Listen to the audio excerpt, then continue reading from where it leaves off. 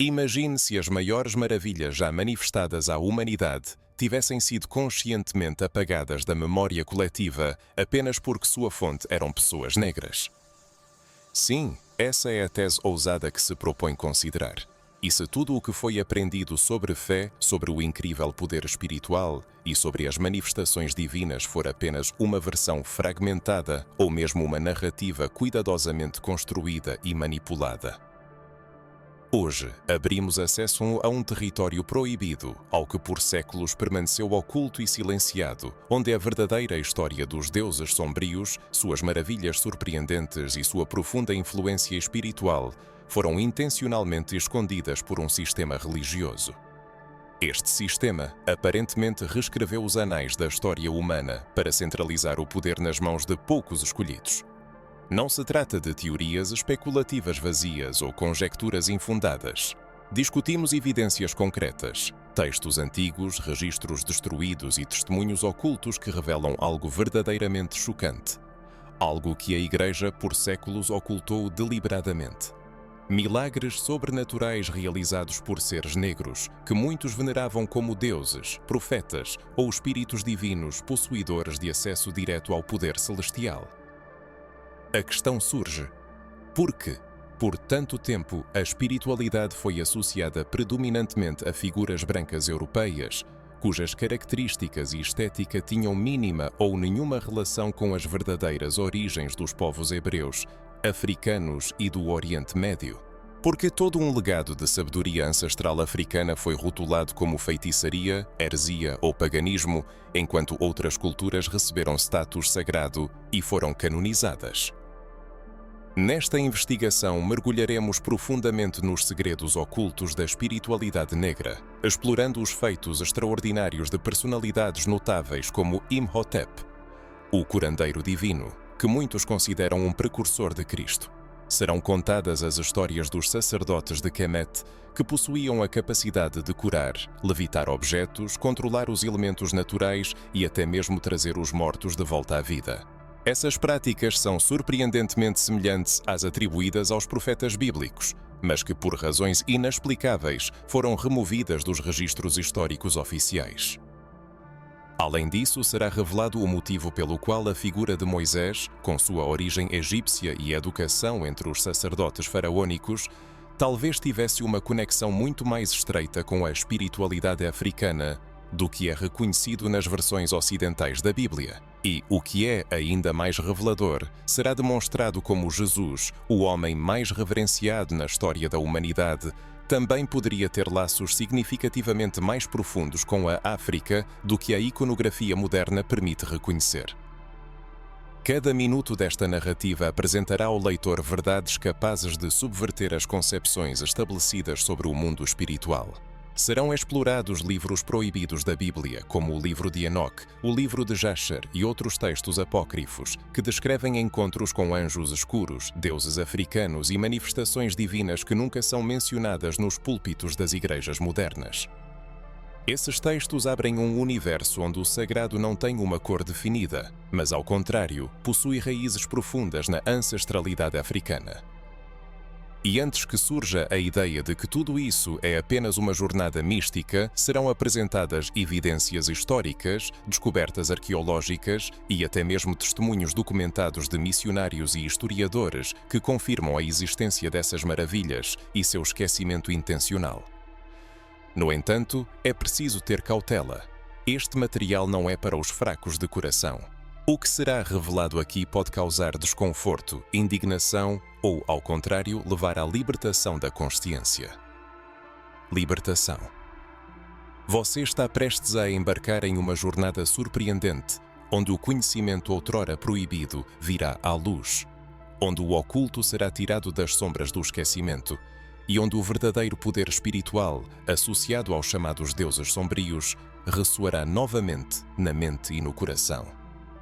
É crucial permanecer atento até o fim, pois a conclusão, sem dúvida, o abalará profundamente e talvez mudará para sempre sua visão sobre a fé. Pois o que está prestes a ser descoberto não pode mais ser ignorado. Agora é preciso continuar a narrativa, pois o véu do mistério, que por tanto tempo escondeu a verdade, está prestes a ser levantado. A verdade é que, muito antes de as grandes religiões organizadas estabelecerem seu domínio sobre os altares e as mentes de incontáveis massas, uma profunda sabedoria espiritual pulsava no continente africano. Era um conhecimento que não apenas compreendia os mistérios recônditos da criação, mas também permitia controlar forças invisíveis com um poder tão incrível que as comunidades antigas chamavam os portadores dessa força de deuses. No entanto, essas entidades não eram deuses no sentido mitológico ou fantástico, como muitas vezes são apresentadas hoje, causando medo ou escárnio. Eram homens e mulheres negros, dotados de uma força espiritual excepcional, com acesso a um conhecimento cósmico abrangente que desafiava a lógica comum do mundo material e beirava o divino. Na região de Kemet, hoje conhecida como Antigo Egito, floresceu uma cultura intrinsecamente ligada à esfera espiritual. E o aspecto mais intrigante é que essa civilização, representada por figuras de pele escura, olhar penetrante e cabelos crespos característicos, não apenas acreditava em milagres, mas os incorporava naturalmente em sua vida diária. Eles alcançaram maestria na arte da cura, no manejo hábil da energia vital, na arte de ler as estrelas e até mesmo na comunicação direta com entidades celestiais. O próprio nome Kemet, na verdade, se traduz literalmente como Terra dos Negros, o que serve como uma referência inequívoca não apenas ao solo fértil e escuro, mas também às pessoas que o habitavam. Entre os nomes que a história tentou em vão lançar no esquecimento, destaca-se Imhotep. Muitos o reconhecem como o primeiro médico e arquiteto da história, mas ele também foi um poderoso sacerdote e um profundo místico. Ele realizou curas que no mundo moderno seriam consideradas verdadeiros milagres.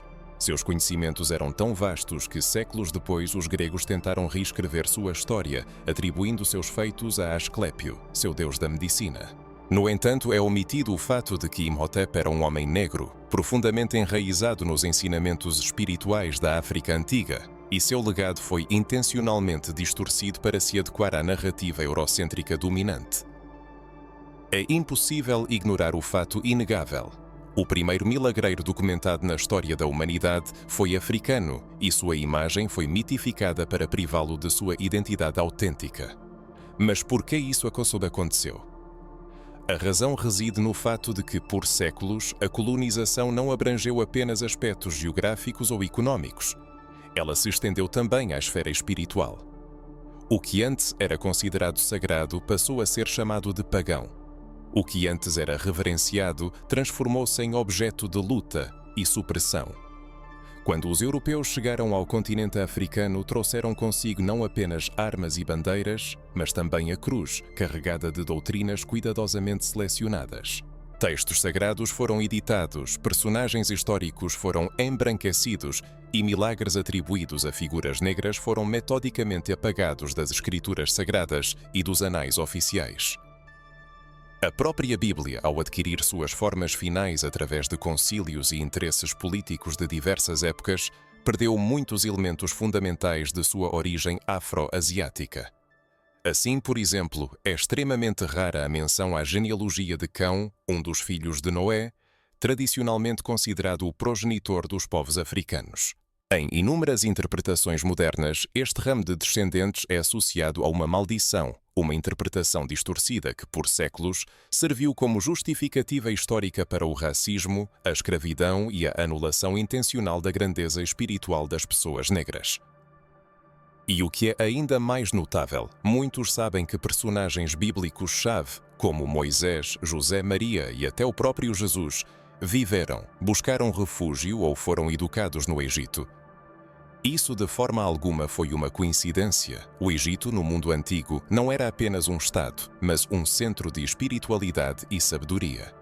E por trás de cada história de libertação, por trás de cada ato milagroso, vislumbra-se um brilho invisível, uma magnificência oculta da influência espiritual africana.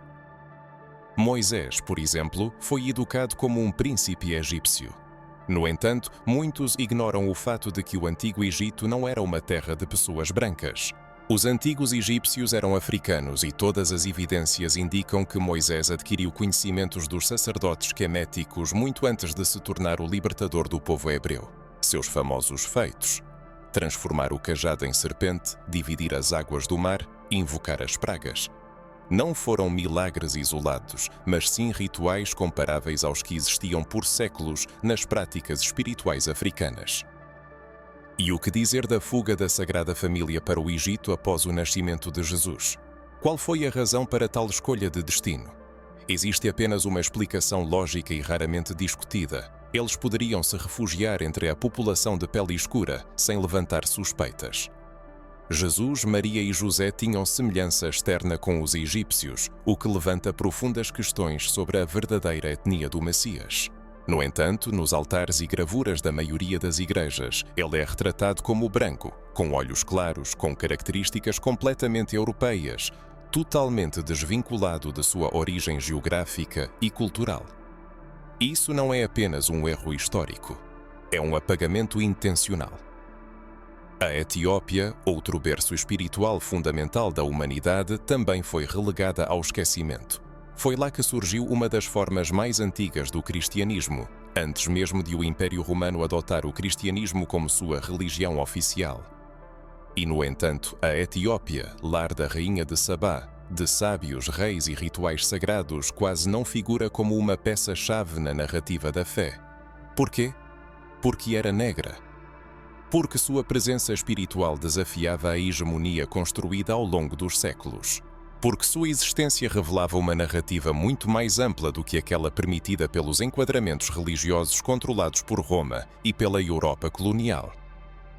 Ao longo da história, tudo o que era negro e sagrado foi rotulado como heresia. As histórias foram reescritas, as imagens foram transformadas, a memória coletiva foi reorientada. E talvez o mais implacável em tudo isso é que muitas pessoas crescem acreditando que o divino é diferente delas, que o céu tem uma cor diferente da sua pele. Mas isso não poderia estar mais longe da verdade. O divino habitou e ainda habita em corpos negros. A espiritualidade sempre teve raízes profundas na África, e os milagres que surgiram nesses lugares eram reais. Eles foram apenas ocultados dos olhos. Ocultados? Você já se perguntou sobre Imhotep? Você conhece a conexão que une Moisés e os sacerdotes africanos? Você já refletiu sobre por que Jesus encontrou refúgio no Egito? O que você ouviu até agora o impressionou mais? Essas perguntas são primordiais para a compreensão de que a verdade não pode mais ser entregue ao esquecimento.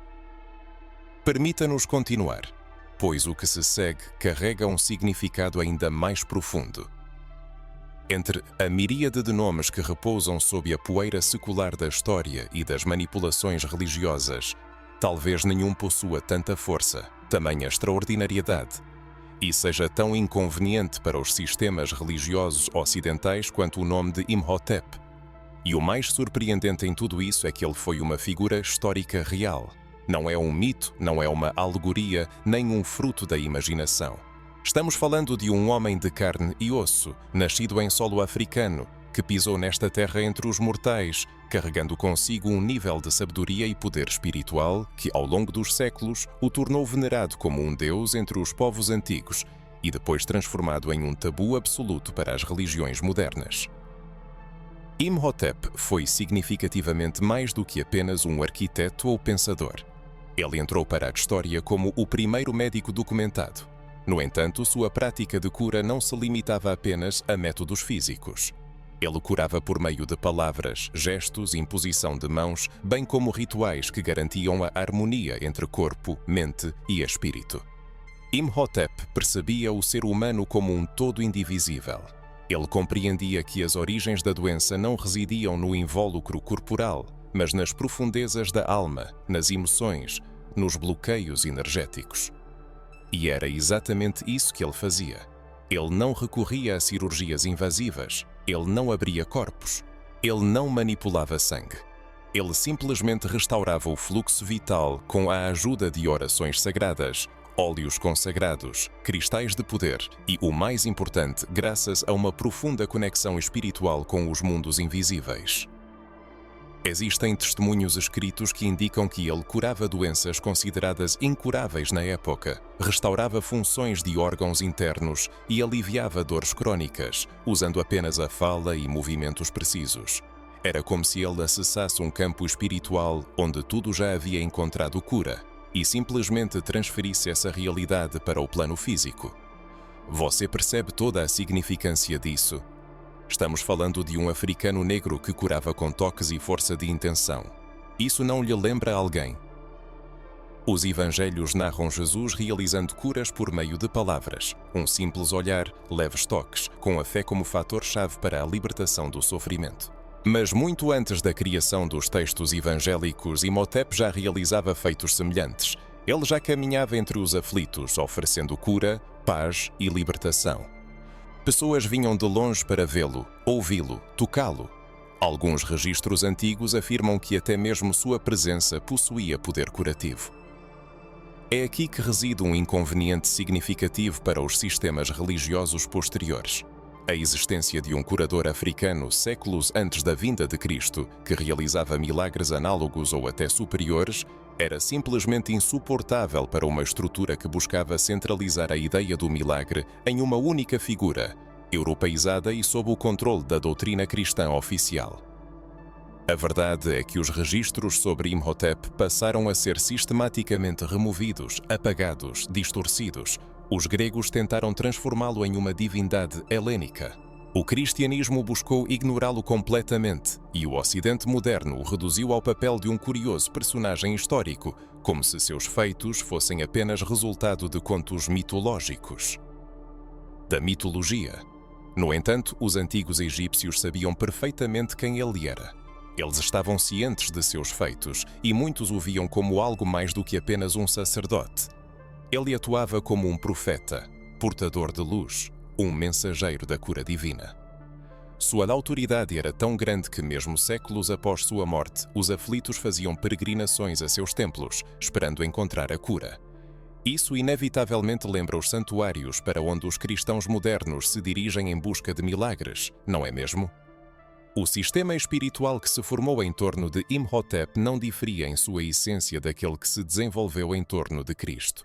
Seus seguidores criaram escolas de sabedoria espiritual, praticavam rituais de purificação, ensinavam sobre alimentação correta, respiração e meditação. Ele foi um mestre espiritual abrangente, e sua imagem foi entregue ao esquecimento não pela falta de provas de sua existência, mas, ao contrário, pela abundância de testemunhos de seu poder. E isso representava uma ameaça à exclusividade dos milagres que eram atribuídos exclusivamente a personagens da tradição bíblica ocidental. E aqui surge a pergunta: por que não ouvimos falar de Imhotep nos sermões da Igreja? Por que seu nome não adorna os altares, não é mencionado nos livros sagrados? Por que seus milagres são tratados como irrelevantes ou exagerados? A resposta é simples e cruel. Porque ele não se encaixava na narrativa de poder religioso que moldou o cristianismo europeu. Ele era negro, ele era africano, ele era um curador. E sua própria existência questionava toda a ideia de que os milagres são um privilégio exclusivo de um determinado povo ou religião. O milagre, em sua essência, sempre foi parte integrante da vida dos povos africanos, conectados com seus ancestrais, com seus oráculos, com seus deuses e profetas. Negar a figura de Imhotep é negar a própria história da cura espiritual. Significa ignorar o fato de que o continente africano foi e continua sendo o berço das manifestações divinas, onde o sagrado é vivido com todo o corpo, alma aberta, espírito desperto. E não é uma questão de comparar ou diminuir outros líderes espirituais, mas uma questão de reconhecer o que foi apagado da memória, dar voz ao que foi silenciado, trazer à luz o que a religião institucional tentou enterrar. Imagine quão diferente seria o mundo se as escolas teológicas estudassem o legado de Imhotep com a mesma reverência dedicada aos profetas da Bíblia. Imagine se as igrejas ensinassem que a espiritualidade negra sempre gerou milagres. Imagine se milhões de pessoas negras crescessem sabendo que um homem como Imhotep, semelhante a elas, já foi reconhecido como divino, sábio, curador. Que impacto isso teria na autopercepção espiritual do nosso povo? Quantos jovens se sentiriam fortes sabendo que os milagres não têm cor, mas têm verdade, presença e consciência? É por isso que a salvação dessa história se torna tão importante. Não apenas para corrigir os erros do passado, mas também para restaurar a dignidade espiritual das pessoas negras e de todos aqueles que buscam uma fé mais verdadeira, livre, mais conectada às suas raízes. O que a religião institucional fez com Imhotep foi um assassinato simbólico, um silenciamento deliberado. Mas agora a verdade retorna à superfície e ela vem com força, com clareza e com sede de justiça espiritual. Para evitar a acrimônia. Quais aspectos da biografia de Imhotep mais o impressionaram? Você já havia ouvido falar dessa figura proeminente antes? Você percebe paralelos entre os milagres atribuídos a Imhotep e aqueles associados a Jesus. Essas reflexões visam enfatizar que o nome de Imhotep permanecerá para sempre nos anais da história. Permita-nos aprofundar a narrativa, pois as discussões seguintes prometem ser ainda mais significativas. Após compreender a influência de personalidades históricas como Imhotep, é necessário abordar outra figura bíblica extraordinariamente conhecida, reverenciada e citada em sermões, mas cuja verdadeira essência foi intencionalmente distorcida ao longo dos séculos. Trata-se de Moisés. Sim, aquele mesmo Moisés que tirou o povo hebreu do cativeiro egípcio, que conversou com o Altíssimo da sarça ardente, que desceu do monte Sinai com as tábuas de pedra nas mãos e que dividiu as águas do Mar Vermelho. Moisés, o libertador bíblico, profeta, homem de Deus. No entanto, surge uma pergunta que a maioria prefere evitar. E se Moisés, na verdade, fosse negro? Mais ainda, e se sua origem, sua educação e até mesmo os milagres que ele realizou tivessem raízes profundas na tradição espiritual africana, herdada diretamente dos sacerdotes de Kemet? Vamos examinar isso por partes, com calma, mas com a necessária coragem. Moisés foi encontrado quando bebê nas águas do Nilo, um rio africano. Ele foi criado no palácio do faraó, o que significa que recebeu a educação de um príncipe egípcio em um império negro, que possuía uma cultura negra, costumes africanos e uma ciência espiritual ancestral. Isso não é apenas uma opinião, é uma afirmação sustentada pela própria Bíblia. O Egito, naquela época, não era um território sob domínio europeu ou semita branco. Era uma civilização africana. E se Moisés foi educado entre essas pessoas, ele esteve imerso desde muito cedo nos rituais, doutrinas e práticas da espiritualidade egípcia. Ele não apenas conhecia os mistérios, ele foi treinado neles, e isso muda radicalmente toda a perspectiva. Isso significa que os chamados milagres de Moisés, como transformar um cajado em serpente, tirar água da rocha, invocar pragas naturais ou até mesmo dividir o mar, podem não ter sido atos sobrenaturais no sentido literal, mas sim manifestações de um conhecimento espiritual avançado, herdado da antiga sabedoria africana. Reflita: o que é um milagre? Algo que a mente humana não consegue compreender, algo que a ciência não pode explicar. Bem, para os sacerdotes de Kemet, o que Moisés realizava fazia parte de um sistema de rituais que estavam conectados aos elementos da natureza, à energia do cosmos, à vibração das palavras e das intenções. Quando Moisés estende seu cajado e transforma água em sangue, isso remete diretamente aos rituais de manipulação elemental praticados pelos magos de Kemet. Quando ele invoca pragas, como a invasão de gafanhotos ou a escuridão, ele está usando fórmulas sagradas que muito provavelmente aprendeu no próprio palácio do faraó, junto aos sábios egípcios. O mesmo se aplica ao episódio da travessia do Mar Vermelho. A Bíblia descreve um vento oriental soprando durante toda a noite, até que o mar se divide. Isso é simbólico ou literal? E se é simbólico, o que representa? Um milagre súbito ou um profundo conhecimento sobre as marés, os ventos, os elementos e sua resposta ao som, ao gesto, à intenção? Não é absurdo supor que Moisés utilizava uma espécie de ciência espiritual ancestral, transmitida a ele pelos sábios africanos, que compreendiam como a criação reagia à frequência da voz, aos símbolos e aos rituais. E não devemos esquecer que ele não estava sozinho. Arão, seu irmão, prestava-lhe auxílio. E o próprio povo egípcio reconhecia esses fenômenos. Os magos do faraó tentaram replicar os sinais de Moisés. Lembre-se, isso testifica que o que Moisés fazia não era algo desconhecido no Egito. Pelo contrário, era uma ciência espiritual conhecida, praticada, respeitada, mas que, quando liderada por um hebreu, passou a ser chamada de milagre. E assim, a história foi reescrita. No entanto, o aspecto mais pungente e delicado ainda precisa ser revelado. Surge a questão: por que a imagem de Moisés sofreu um clareamento tão radical? Por que, ao longo de séculos, a iconografia cristã invariavelmente representou Moisés como um europeu idoso, de pele clara, cabelos longos e barba grisalha? Qual foi a verdadeira necessidade de tal distorção? A resposta, embora incômoda, é absolutamente necessária, pois a religião institucionalizada sabia perfeitamente que a imagem autêntica de um poderoso africano negro, profeta e realizador de prodígios, seria capaz de abalar profundamente os alicerces do cristianismo eurocêntrico. O reconhecimento de que Moisés era negro, que se comunicava com o divino, que foi iniciado nos mistérios do Espírito e que possuía domínio sobre as forças da criação, sem dúvida conferiria uma força simbólica colossal a um povo que por muitos séculos foi escravizado, silenciado e cruelmente oprimido. Foi por isso que a cor da pele de Moisés foi alterada, para que sua história não se tornasse uma fonte de inspiração e poder para os africanos.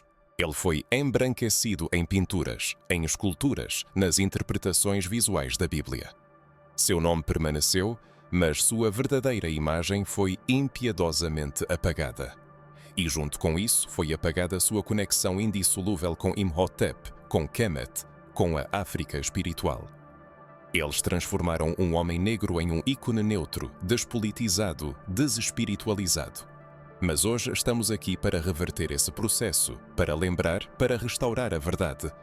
Pois a fé deve estar enraizada na verdade e não na conveniência. E observe, não é apenas uma questão de etnia, é uma questão de salvação espiritual. Quando uma pessoa percebe que Moisés era africano, ela entende que os milagres não nasceram na Europa, que a proximidade com o divino não é monopólio de um povo, que o céu fala também com aqueles que têm pele escura, com aqueles que carregam em seus corpos a história de ancestrais esquecidos. Moisés representa exatamente isso, um mediador entre dois mundos, o espiritual e o físico. Um homem que pisava na terra, mas cujo olhar estava voltado para o alto. Mas também um homem que teve a coragem de romper com o sistema, de desafiar um império, de confrontar os deuses do Egito, usando as armas que o próprio Egito lhe ensinou. E isso, meu amigo, minha irmã, não é apenas um detalhe. Isso nos faz repensar tudo. Reavaliar nossos referenciais, olhar para a Bíblia com outros olhos, não como um livro europeu, mas como uma coletânea de histórias enraizadas na África, em seu povo, em seus símbolos. Moisés não era um realizador de milagres europeu. Ele era um iniciado africano, um profeta negro, um guia espiritual que dominava as leis invisíveis e agia em nome de uma verdade superior. E se Moisés, com todo o seu poder sobre os elementos da natureza, recebeu uma profunda educação espiritual nas escolas de mistério do Egito, o que dizer então daqueles que instruíram o próprio Moisés? Os verdadeiros guardiões do conhecimento ancestral, aqueles que dominavam o invisível com precisão cirúrgica, eram os sacerdotes de Kemet. E o que muitos ignoram ou preferem fingir que não sabem é que esses homens e mulheres eram muito mais do que meros líderes religiosos. Eram condutores, curadores, videntes, alquimistas espirituais.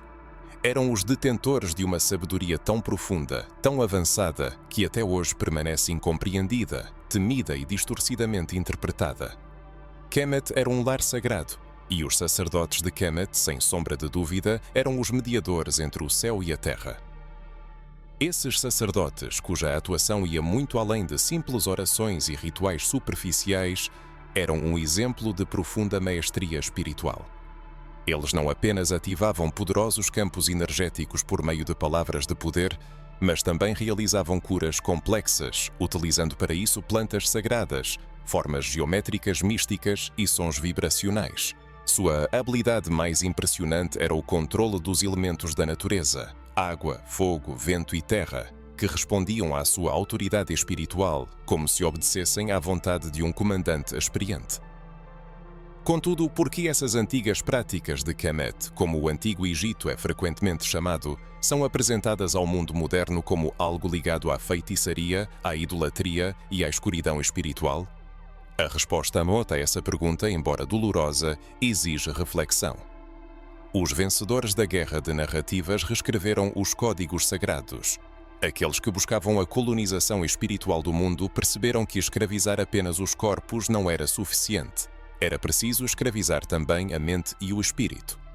Para atingir esse objetivo, eles precisaram apagar da memória da humanidade qualquer menção a um povo negro livre, que era profundamente conectado às esferas celestiais. Foi exatamente isso que aconteceu com os sacerdotes de Kemet. Os mestres foram reduzidos a feiticeiros, sua divindade foi apagada, Amotartiti, e em seu lugar, semeou-se o medo. O que realmente representavam seus feitos? Os sacerdotes de Kemet possuíam conhecimentos recônditos sobre os códigos sagrados do som.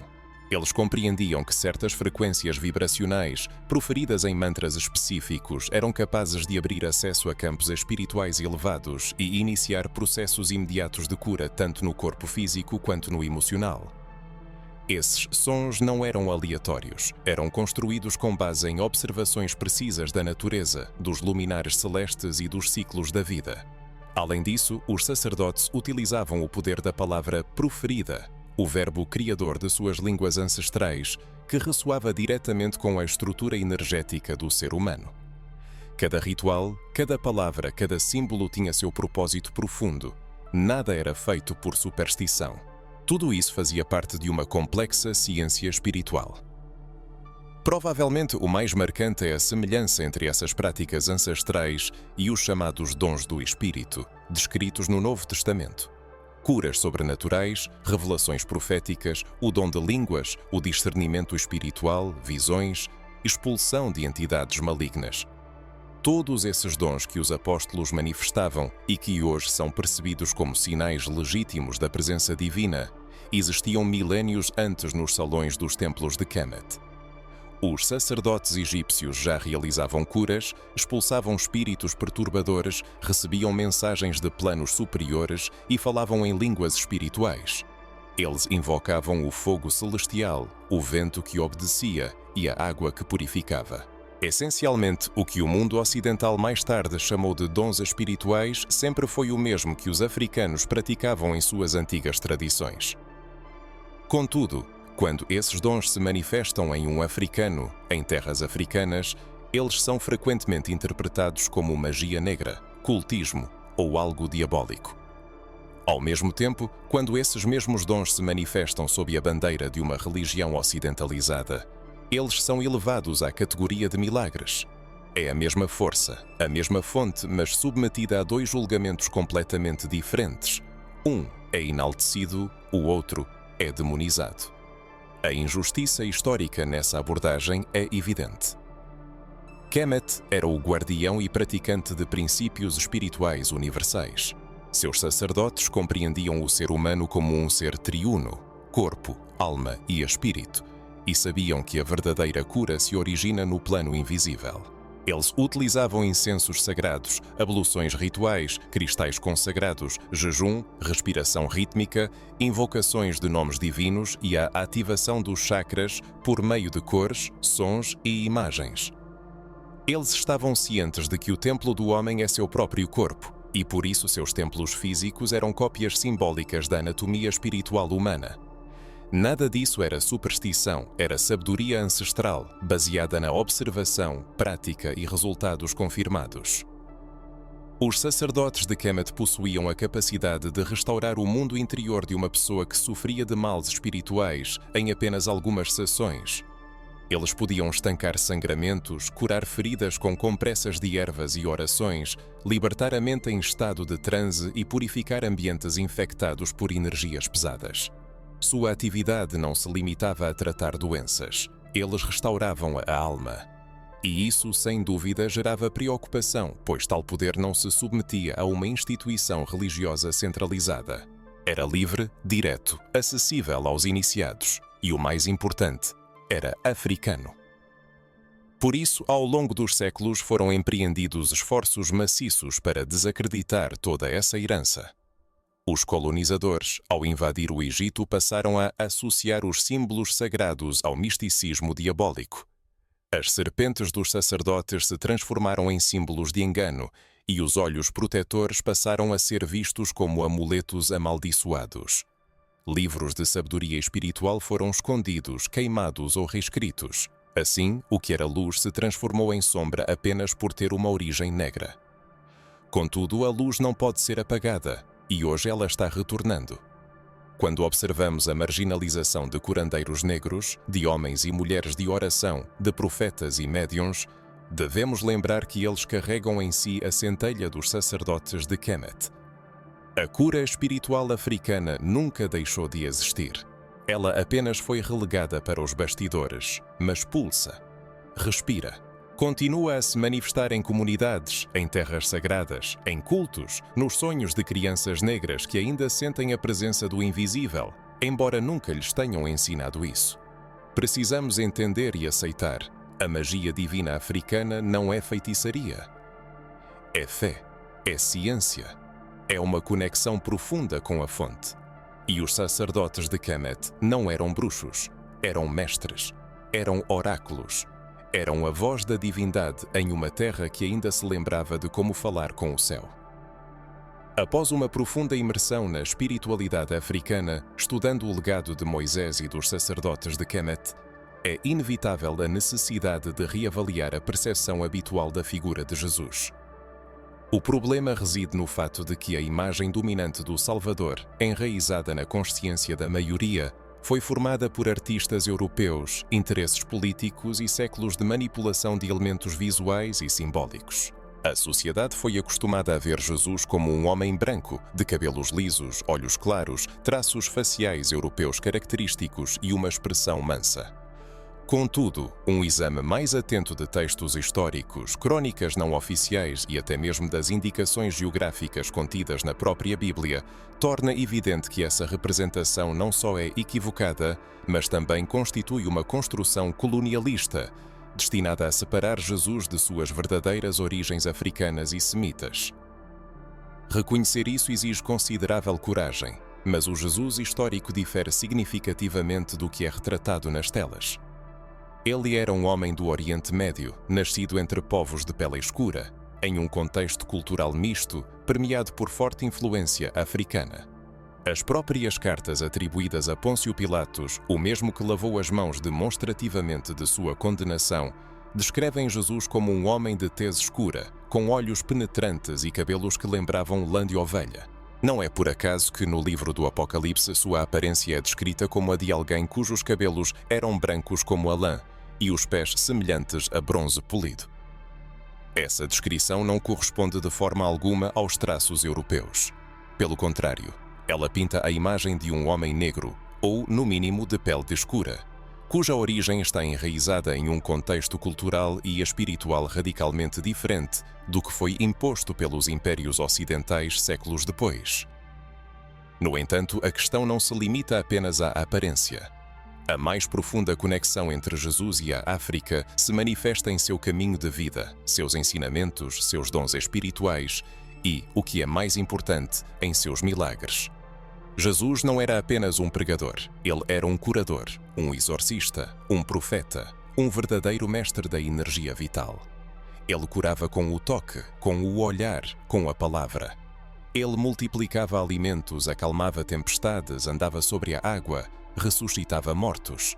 Tudo isso pode parecer excepcional para a figura de Cristo, mas se acompanharmos atentamente os fatos anteriormente expostos, fica claro que esses mesmos sinais já estavam presentes nas tradições espirituais africanas muito antes do nascimento de Jesus.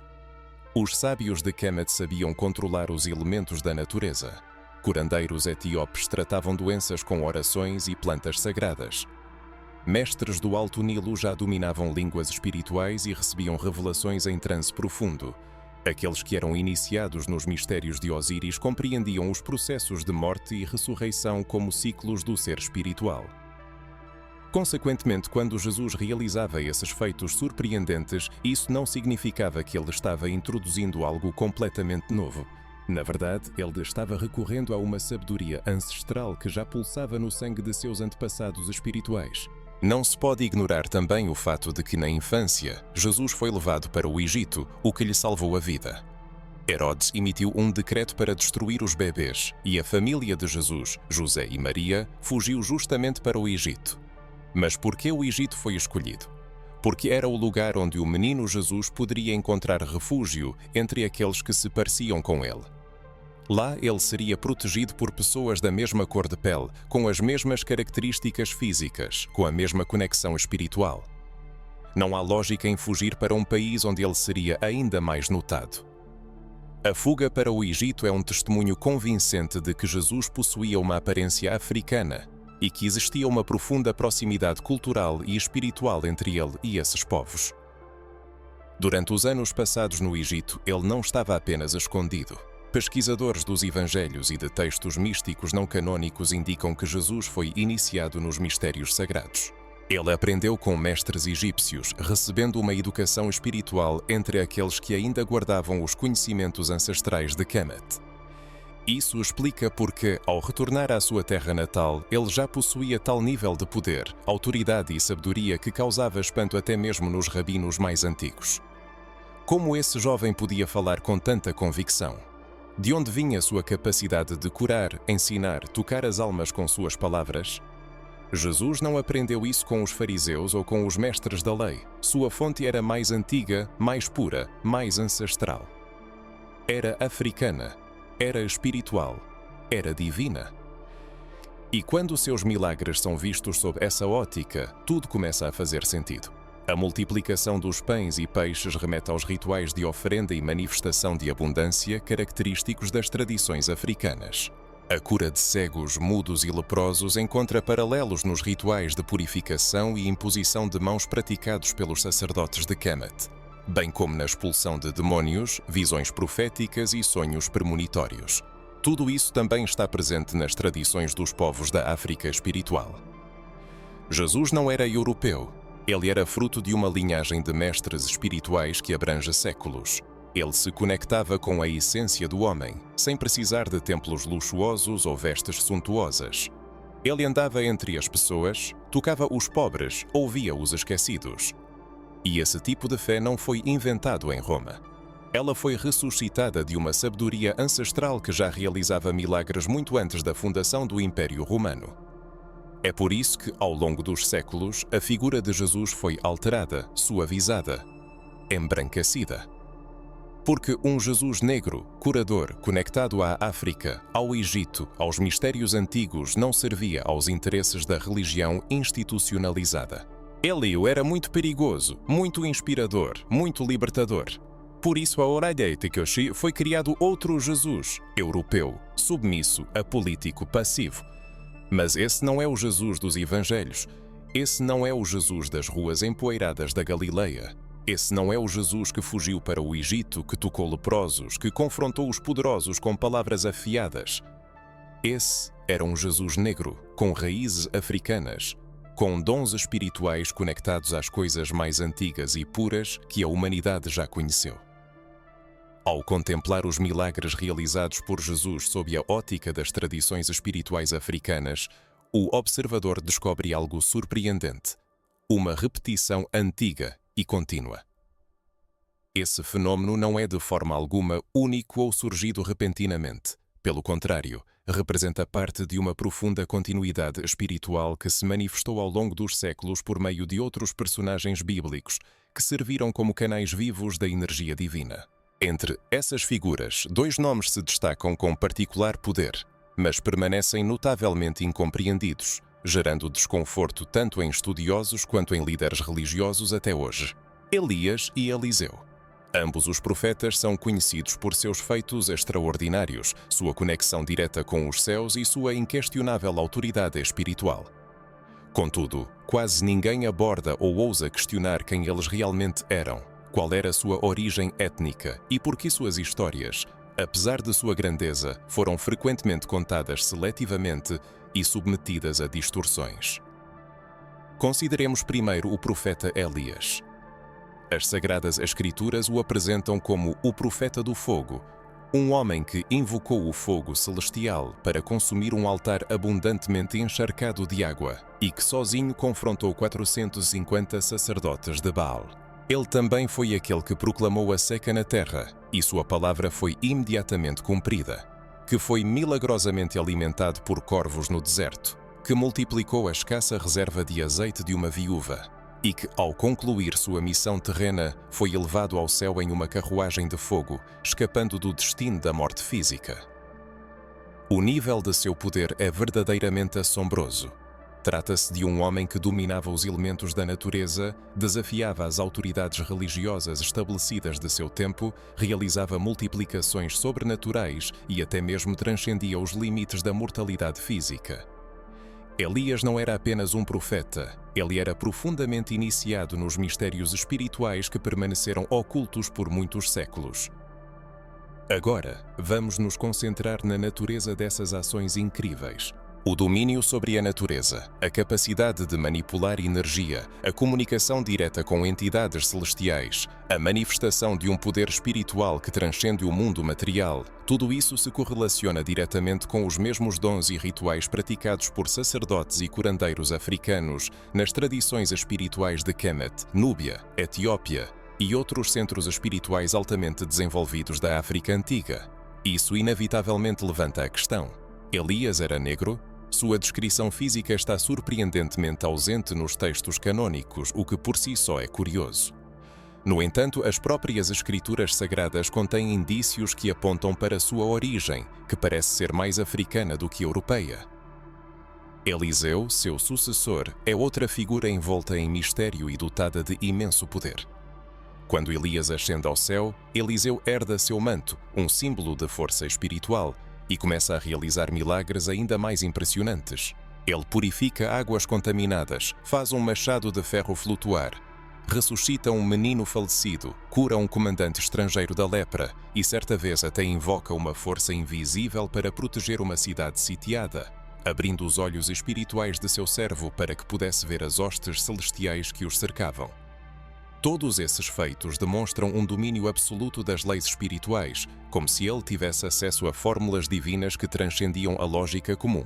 Pode-se argumentar que Eliseu atuava como sacerdote, médium, vidente e curandeiro, tudo em uma só pessoa. E, novamente, há silêncio sobre sua aparência, sua origem, sua etnia. Por que não se fala disso?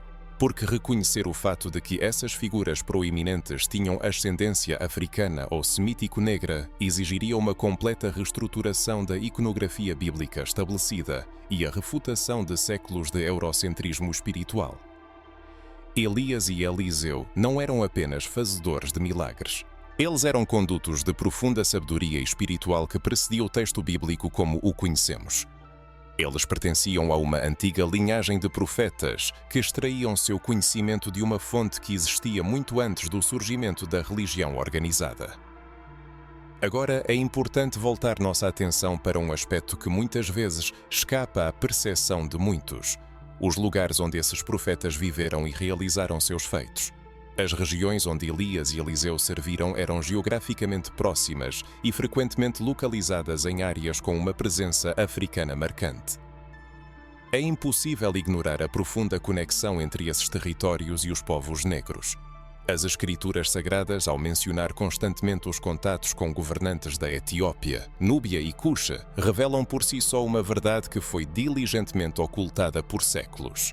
Os profetas bíblicos viveram entre os povos afro-asiáticos e eram parte orgânica deles, possuindo características físicas e culturais típicas da ascendência africana. E se alguém pensa que isso é apenas um detalhe superficial, é preciso repensar essa perspectiva. O tom de pele importa não por vaidade, mas por representação espiritual.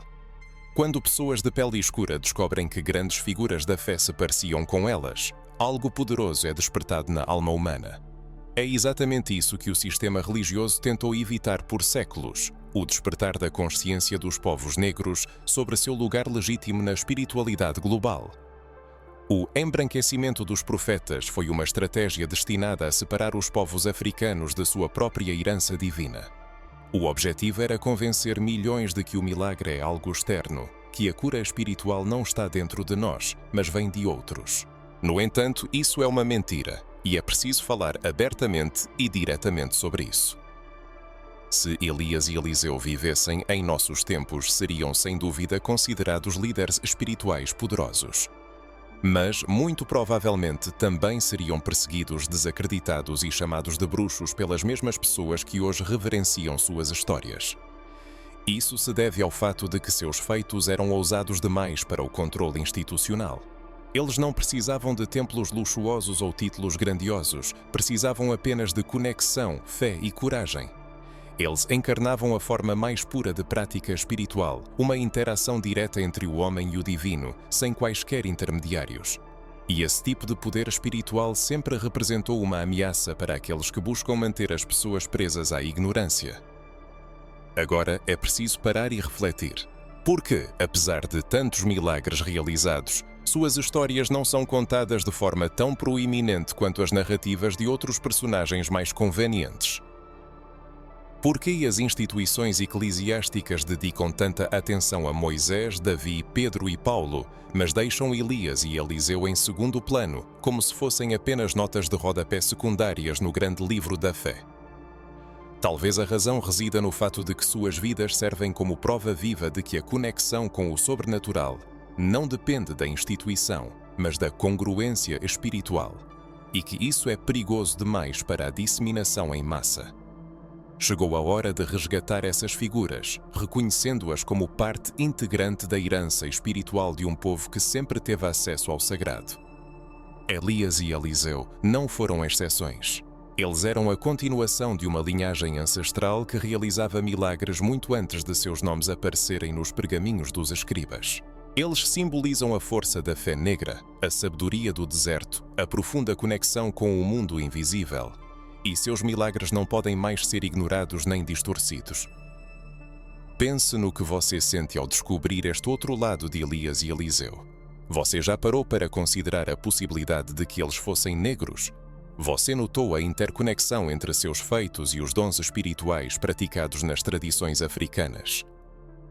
Chegamos a um ponto em que, após longas reflexões sobre profetas, curandeiros, guias espirituais e milagreiros de origem africana, a questão começa a ressoar profundamente em nossa consciência.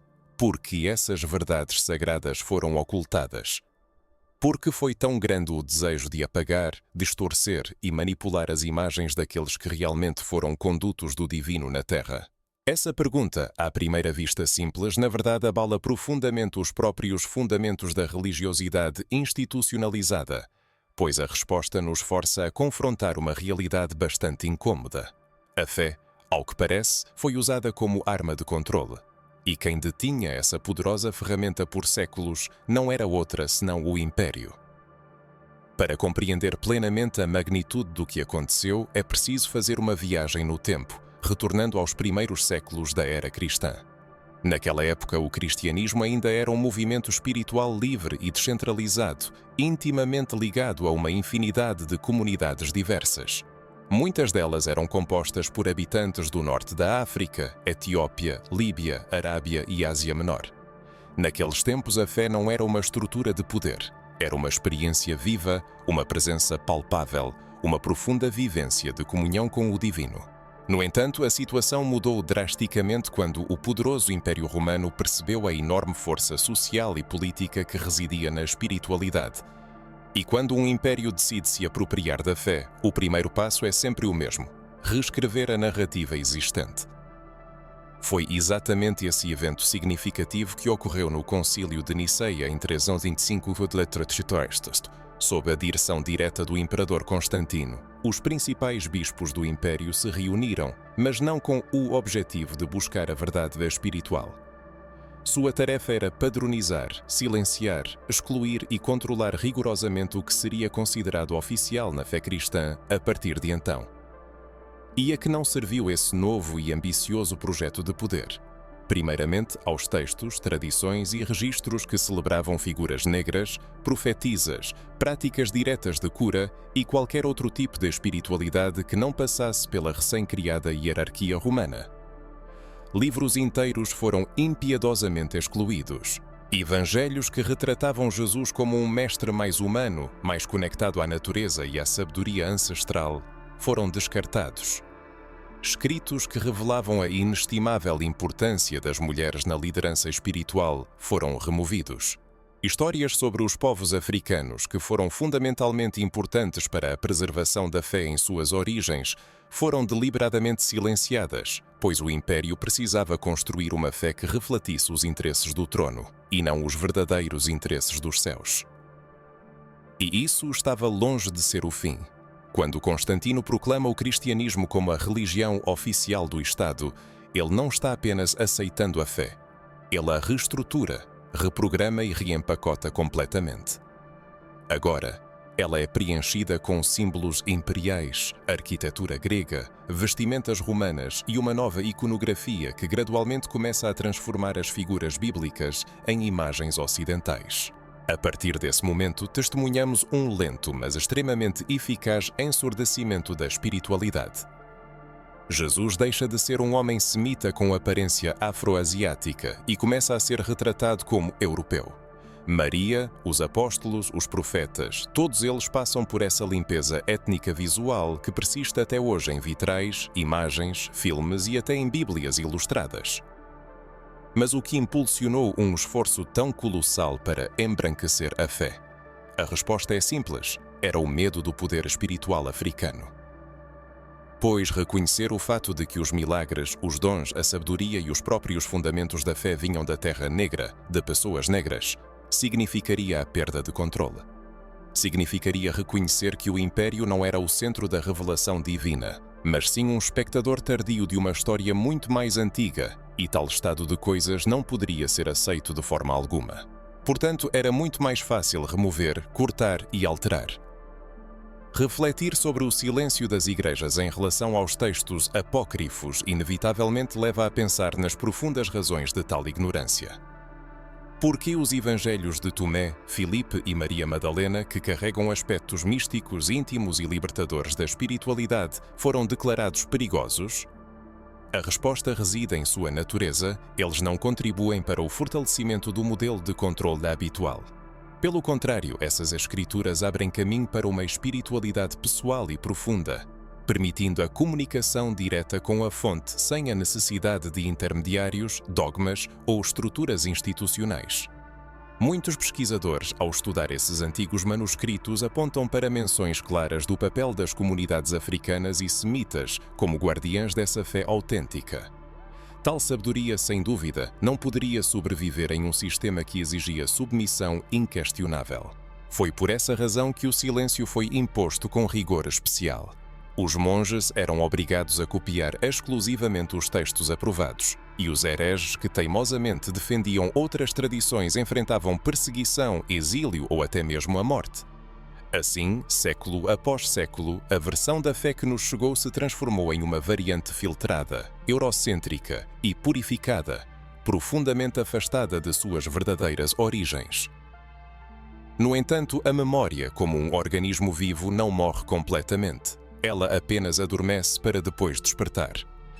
Cada vez que se fala de Kemet, de Imhotep, de Moisés e Elias, Eliseu, das raízes africanas de Jesus, da espiritualidade negra primordial, é como se rasgássemos o véu do engano, permitindo que a luz penetre novamente onde antes a escuridão foi semeada. E quanto mais pessoas despertam para esse conhecimento, mais o sistema estabelecido é abalado, pois ele não sabe como lidar com aqueles que começam a pensar, sentir, questionar e buscar a verdade além dos ensinamentos impostos. Provavelmente muitos se perguntam: por que não aprendemos sobre esses fatos na igreja? Por que nem nos cultos, nem nos seminários, nem nas escolas dominicais jamais se ouvem tais revelações? A resposta, infelizmente, é bastante dura. A Igreja institucional, em muitas de suas manifestações, ainda está presa ao modelo imperial. Um modelo que prefere doutrinar a despertar, que busca manter as estruturas de poder existentes em vez de libertar a consciência, que sente medo da força das pessoas quando elas descobrem sua verdadeira herança espiritual. Neste momento é preciso ser honesto.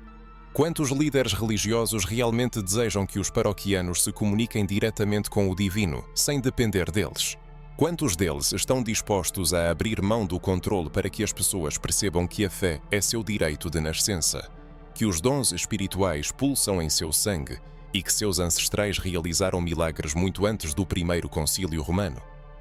Tais líderes, infelizmente, são extremamente poucos. É por isso que tal conteúdo é tão raro. Ele é ativamente contestado, rotulado como controverso, herético e blasfemo. Mas, na verdade, tudo o que hoje trazemos à luz não é nada mais do que uma verdade oculta que continua a pulsar nas almas daqueles que não desejam mais se contentar com meias verdades. Pense, o que mais o surpreendeu na história do Concílio de Niceia? Você já considerou que tantos textos foram excluídos do cânon por razões puramente políticas? Você consegue compreender o medo que o sistema tem da espiritualidade africana? E se tudo o que aqui é revelado, as raízes espirituais escuras, os milagres antigos, a sabedoria africana apagada, estivesse claramente documentado em livros aos quais a grande maioria das pessoas nunca teve acesso? Manuscritos antigos, proibidos, silenciados, cuidadosamente escondidos, contendo verdades espirituais tão profundas e revelações tão surpreendentes que foram literalmente arrancados da Bíblia por aqueles que buscavam manter o controle sobre o que as pessoas podiam e não podiam acreditar. Bem, foi exatamente isso que aconteceu. E os nomes desses livros que poucos ousam pronunciar em voz alta ainda ecoam em sussurros entre aqueles que buscam corajosamente a verdade. O livro de Enoque, o livro de Jasher, o livro de Adão e Eva, juntamente com muitos outros que foram excluídos do que hoje chamamos de cânon sagrado. Mas por que esses livros foram excluídos? E, o mais importante, o que eles escondiam de tão perigoso aos olhos da religião institucional? A resposta está novamente ligada ao que você já sente intuitivamente. Eles revelam figuras espirituais negras, anjos com rostos africanos, ancestrais sábios, intimamente conectados com a terra, o céu e os mistérios do mundo invisível.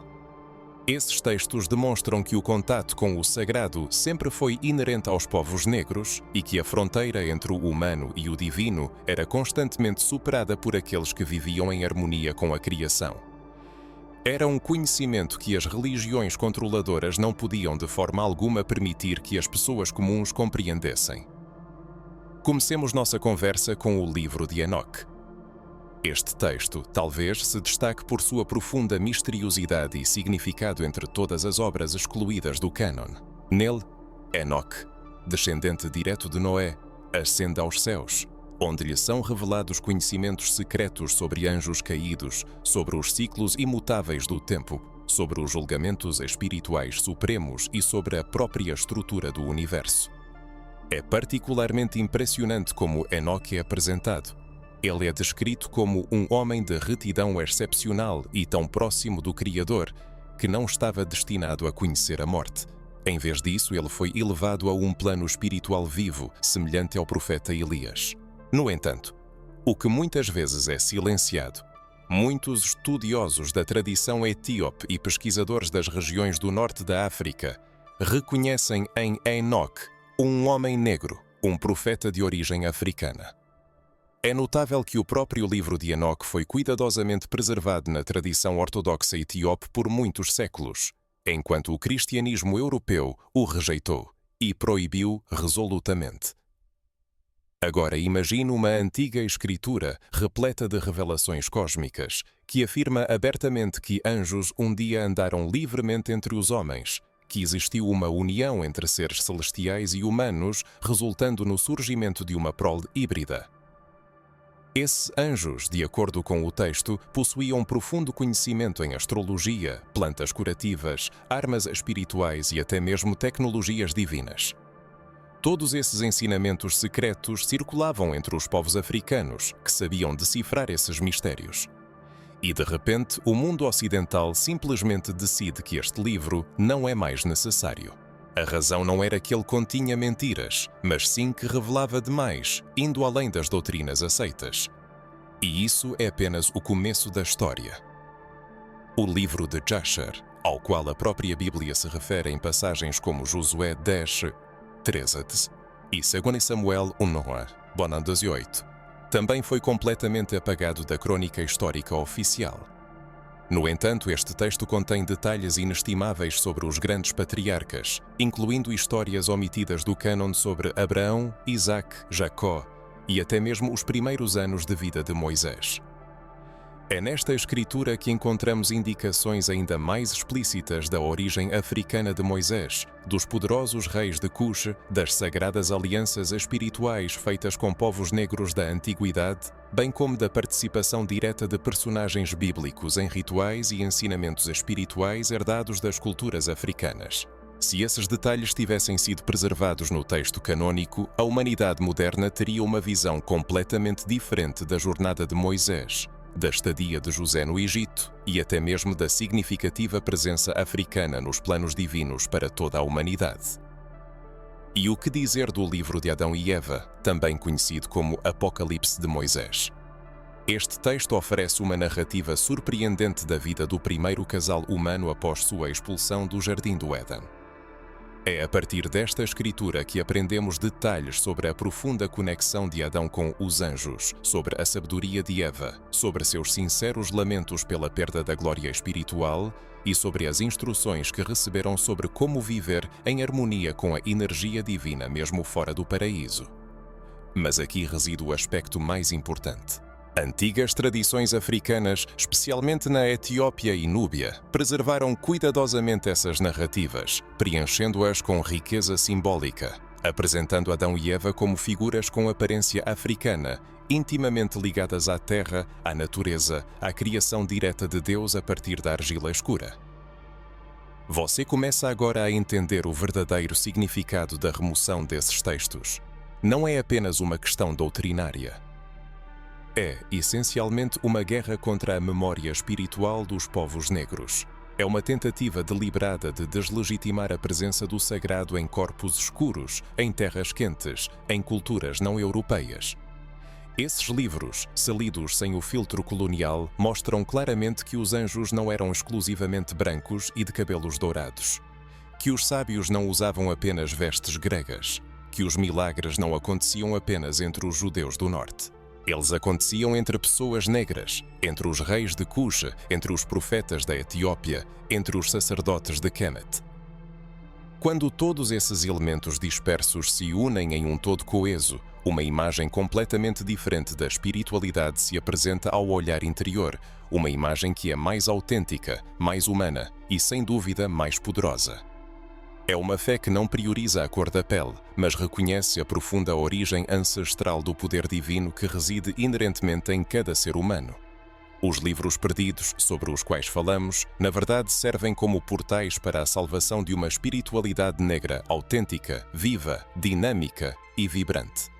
É por essa razão que eles foram ocultados dos olhos do público, pois quando um povo adquire conhecimento de sua história, ele inevitavelmente se liberta das amarras da ignorância. E só quando as pessoas descobrem que seus ancestrais uma vez conversaram com anjos, receberam revelações divinas, curaram doenças pelo poder da palavra e alcançaram alturas celestiais em oração, esse povo certamente se erguerá das cinzas. E um povo desperto, consciente de sua verdadeira força, representa o maior medo para qualquer sistema de dominação e opressão. Você já parou para pensar nessas escrituras sagradas? Você sabia da existência de textos antigos que falavam sobre anjos e sábios negros, cuja sabedoria transcendia a compreensão comum? Você já percebeu o quanto a humanidade foi privada como resultado da ocultação desse conhecimento? Tudo o que foi revelado até agora sobre os milagreiros do Antigo Testamento, sobre os sacerdotes de Kemet, cujo poder sobre os elementos era verdadeiramente surpreendente, sobre os profetas que controlavam as forças naturais, bem como sobre os textos proibidos que exaltavam os sábios de pele escura. Não é apenas um ato de resgate histórico. É muito mais. É um chamado espiritual dirigido ao mundo moderno. pois aquilo que foi diligentemente apagado dos anais da história não pereceu por completo. Aquilo que foi silenciado e suprimido não desapareceu sem deixar vestígios. Adormece profundamente dentro de cada um de nós, esperando pacientemente o momento certo para despertar. E esse momento, sem dúvida, chegou. Aquilo que muitos tendem a chamar de dons, intuição, sensibilidade espiritual especial, mediunidade, dom da cura ou visão espiritual, na verdade, são manifestações vivas e pulsantes da herança espiritual africana, que ainda continua a vibrar em nossos corpos, mentes e espíritos, lembrando-nos de sua conexão inseparável com as origens ancestrais.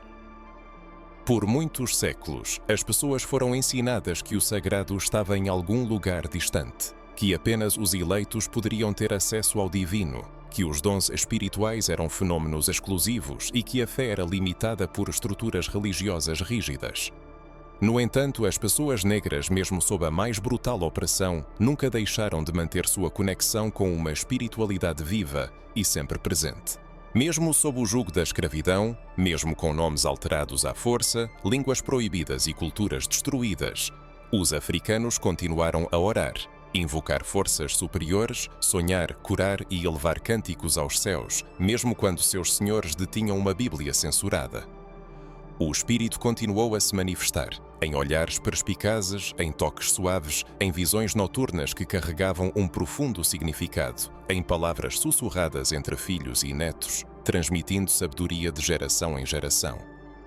A herança de Kemet, da Etiópia espiritual, das linhagens de profetas e curandeiros, vive até hoje no terreiro, nos cultos da libertação, nos círculos de oração, nos sonhos intensos que revelam mensagens importantes nas mãos que aliviam a dor, mesmo sem saber como isso acontece.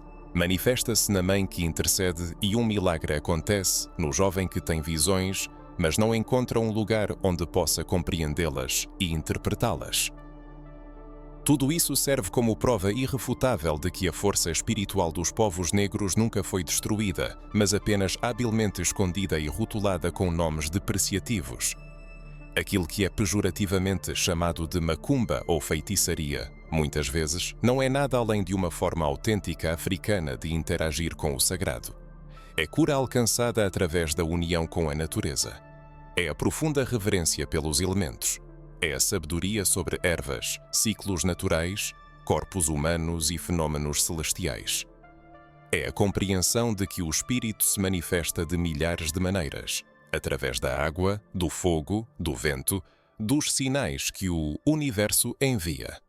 E isso não é superstição no sentido usual da palavra. É uma antiga ciência espiritual cujas raízes remontam a séculos. No entanto, por medo do poder que ela carrega, muitos tentaram apagar essa força da memória coletiva. A Igreja a rotulou, buscando desacreditá-la.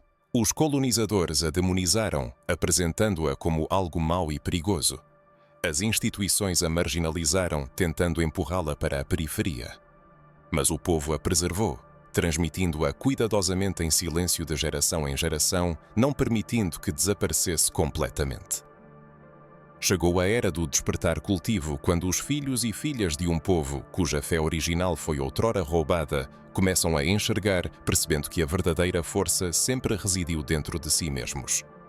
Eles compreendem que o sentimento intuitivo que os guia não é apenas um produto do pensamento racional.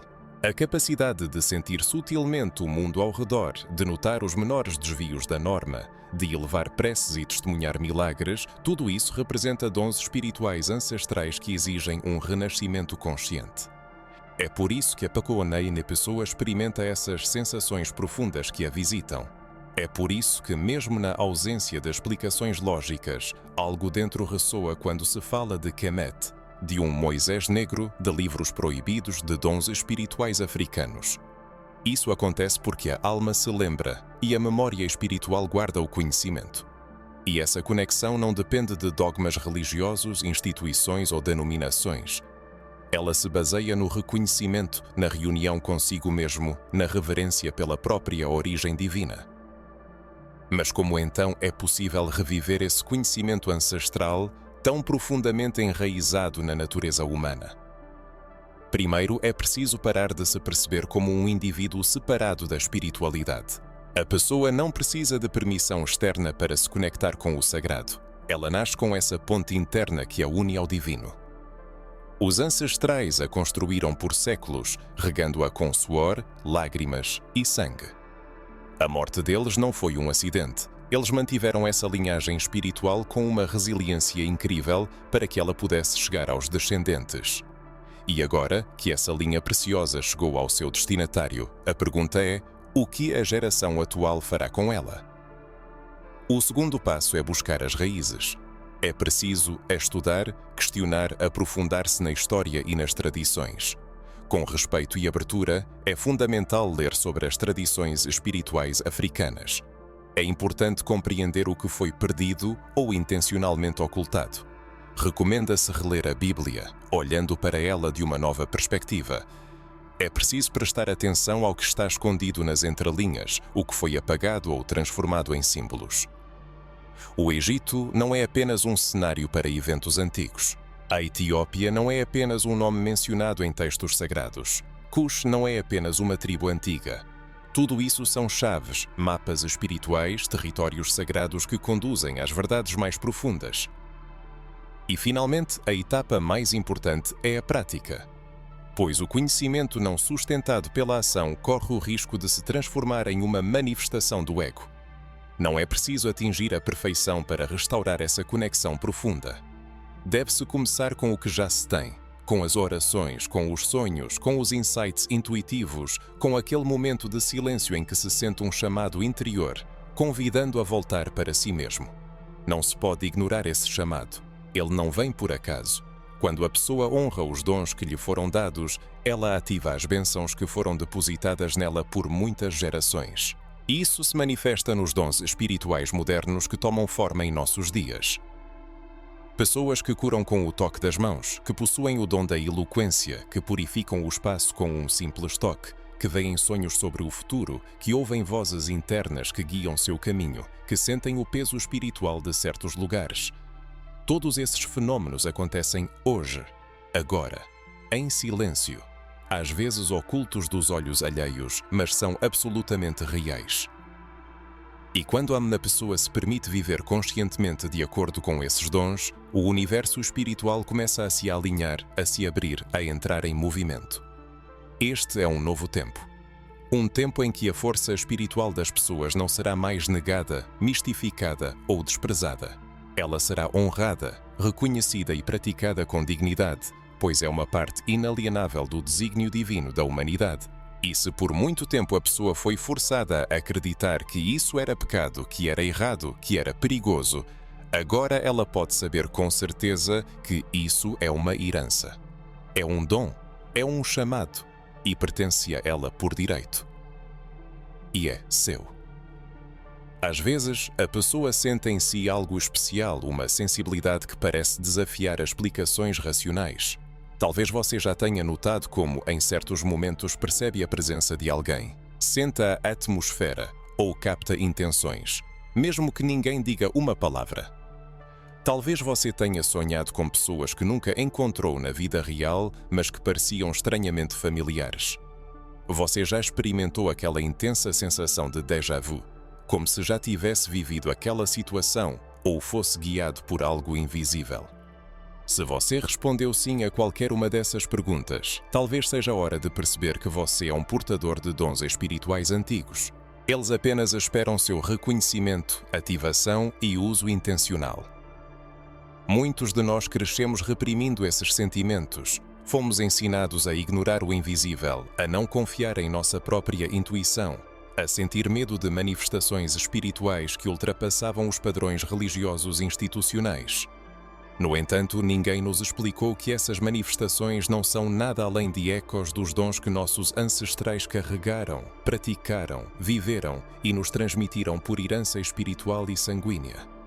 Pois os dons não vêm apenas por uma escolha divina passageira. Eles são transmitidos por linhagens espirituais através do sangue, da terra, da memória e da missão, formando uma conexão inquebrável entre as gerações. O primeiro e mais notável sinal da presença de dons ancestrais é uma intuição aguçada. Não se trata de um mero pressentimento ou uma leve sensação. É algo muito mais profundo e abrangente. É como uma voz interior que sussurra insistentemente: vá por este caminho e não por aquele. E quando a pessoa negligencia essa orientação interna, os eventos muitas vezes se desenvolvem de forma desfavorável, mas basta ouvir e tudo se encaixa de maneira surpreendente. Essa voz não é um acaso, é uma manifestação da sua sensibilidade espiritual e talvez até os espíritos dos ancestrais estejam sutilmente guiando você, protegendo e indicando os caminhos corretos. Outro sinal claro é a capacidade de sentir sutilmente o ambiente. Você entra em um ambiente e instantaneamente percebe que há algo estranho, pesado, carregado, mesmo que por fora tudo pareça completamente normal. Ou você encontra uma pessoa desconhecida e imediatamente sente uma energia forte e positiva dela, como se essa pessoa fosse familiar a você em outra vida. Isso não é uma manifestação de loucura. É percepção espiritual em sua forma mais pura. Pessoas com dons ancestrais são dotadas de uma capacidade única de ler o invisível. E isso faz parte da grande herança dos sacerdotes de Kemet, dos curandeiros da Etiópia, bem como dos profetas sem nome que caminhavam entre os mundos. Eles não viam apenas o que estava diretamente diante de seus olhos. Eles enxergavam através dos véus do visível, compreendendo as dimensões ocultas da realidade. Você também pode estar entre aqueles que têm muitos sonhos profundos. Não se trata de sonhos confusos ou banais, mas de sonhos que parecem ser verdadeiras mensagens. São sonhos repletos de símbolos, imagens de água, fogo, sonhos em que pessoas conversam com você, sonhos que se realizam ou servem como um aviso. E às vezes são até sonhos sobre ancestrais, onde parentes há muito falecidos aparecem em sonho, transmitindo sua sabedoria e orientações. Muitas vezes, esses sonhos são a maneira pela qual o mundo espiritual encontra o caminho para o despertar da pessoa, lembrando-a de quem ela é, de onde veio e o que lhe resta fazer. Pois os dons também são transmitidos em sonho, quando a mente racional descansa e o espírito ganha o espaço necessário para se manifestar. Existem também aqueles que possuem o dom da cura através de palavras, toques e olhares. São pessoas que apenas com sua presença são capazes de acalmar um ambiente tenso, que sabem ouvir e aliviar o sofrimento alheio, que tocam e restauram, que proferem palavras e rompem cadeias invisíveis. Talvez você nunca tenha se visto sob essa luz, mas reflita. Quantas vezes alguém desabafou com você e saiu sentindo-se significativamente mais leve? Quantas vezes você tocou uma criança doente e ela melhorou? Quantas vezes você sentiu que suas palavras eram maiores que você, carregavam em si uma força especial? Este é um dom espiritual em ação e não requer reconhecimento humano para ser legítimo. Ele já é sagrado em sua essência, possuindo um valor interno e inegável. Outro sinal bastante eloquente é a profunda aversão a sistemas religiosos fechados, rígidos e excessivamente controladores. Se a pessoa alguma vez se sentiu sufocada em tais estruturas, se em sua alma sempre persistiram dúvidas para as quais ninguém podia dar uma resposta satisfatória, se ela sentia que para além dos dogmas se escondia algo imensuravelmente maior, então esse desconforto não era de forma alguma uma manifestação de espírito rebelde. Pelo contrário, era um chamado interno, a voz de sua própria herança espiritual, clamando apaixonadamente por autenticidade. Pois indivíduos dotados de dons ancestrais não são capazes de permanecer onde seu espírito está acorrentado. Eles necessitam vitalmente de liberdade para se mover, para estabelecer conexões profundas e para a plena manifestação de suas capacidades.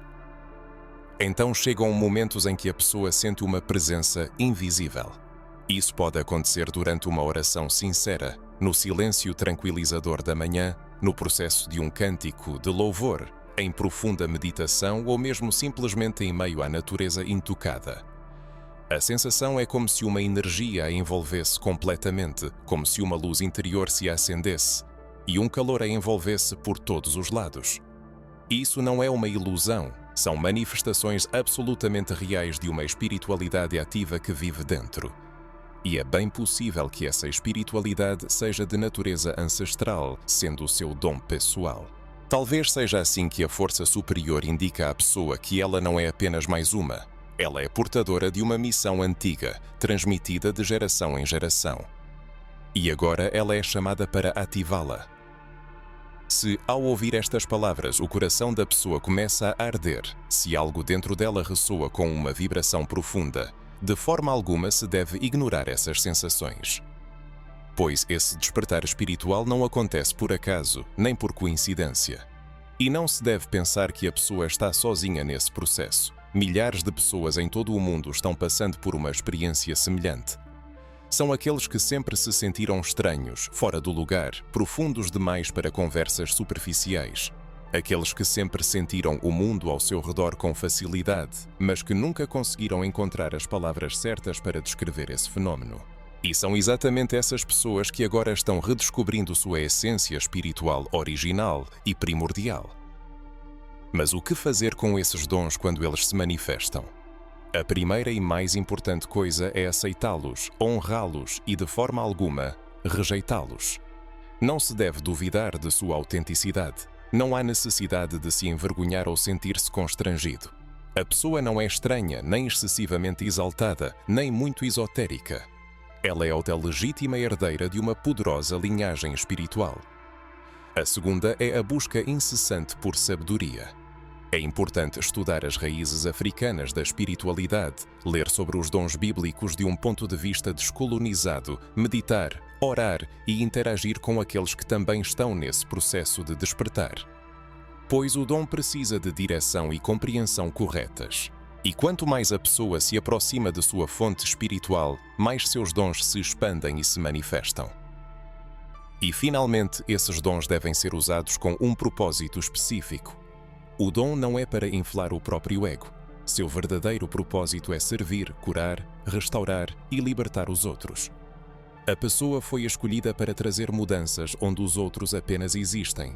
E isso, sem dúvida, exige uma enorme responsabilidade. No entanto, também traz uma profunda satisfação. Quando a pessoa age de acordo com seu dom, ela entra em harmoniosa correspondência com a missão que sua alma escolheu antes mesmo de nascer. E esse alinhamento traz para a vida paz, significado e uma profunda conexão com tudo o que existe. Tal pessoa reconhece que carrega em si dons espirituais antigos e está pronta para ativá-los. Se o leitor chegou até aqui, é porque algo dentro dele está despertando. E isso não é apenas uma coincidência, é um chamado, um sinal. E se este texto o tocou em algum nível, se o impulsionou a refletir, a questionar, a sentir, então o leitor faz parte desse poderoso movimento de reencontro com a verdade espiritual ancestral. Quanto mais profundamente ele se imergir nesse processo, mais o véu da ignorância se romperá e mais claramente a verdade se revelará.